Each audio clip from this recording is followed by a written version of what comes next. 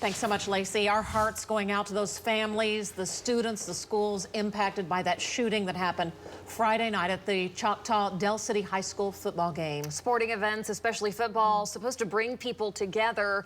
For a 16-year-old to lose his life at a high school football game is just shocking. Joining us this morning, please welcome Katie Norton, a mental health therapist at Sunbeam Family Services. Katie, we were just talking with you a couple weeks ago about the start of school. Now we're talking about the loss of a student at a school function. How do you have this conversation with families, and families have it with their children, about processing through this grief? Yes, first and foremost, when children and teens and families are impacted by such a traumatic event like this, the whole community feels it. Yes. The whole community is impacted.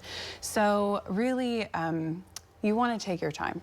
Kids are so resilient, but also they have so many questions. And as parents and as teachers, we can't forget about the teachers who had to go through this. We want to follow the kids' leads. You know, we don't want to probe. We don't want to just sit there and ask questions about things, kind of follow their lead. Mm-hmm. They're gonna ask questions, and we need to let them know that we're here and we're ready to have those conversations with them whenever they're ready. When their questions are about, am I safe to go to a high school football game? What do you tell your child? How do you even begin that? What do you say? Right, it's a conversation that you don't think you ever want to have or need to have with your children, or even as a teacher, or you said you had the superintendent on earlier.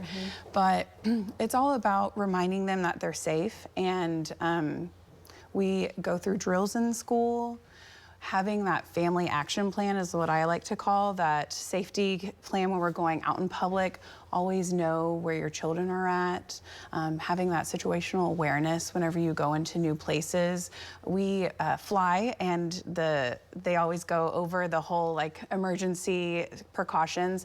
Do that as a family. When you go into the new situations, look around, kind of see your surroundings, be familiar, and have conversations of, if we ever get split up or if something ever happens, this is where we're gonna meet.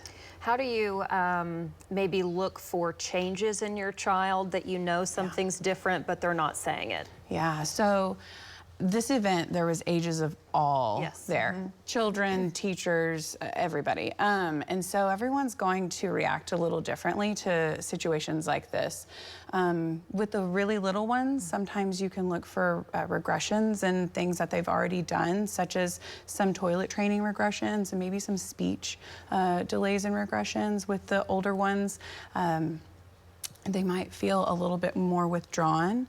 And then the teens, and also the other ones that are verbal, have some shame and guilt if something did happen, like in their group. Maybe I could have done something different. Looking for that withdrawn, not really talking, enjoying the things that they did before the traumatic event. What resources does Sunbeam offer?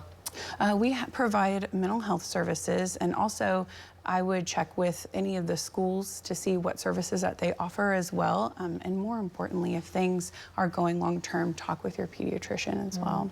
Great conversation. Katie, thank you so much. We appreciate you being here with us. Thank you so much.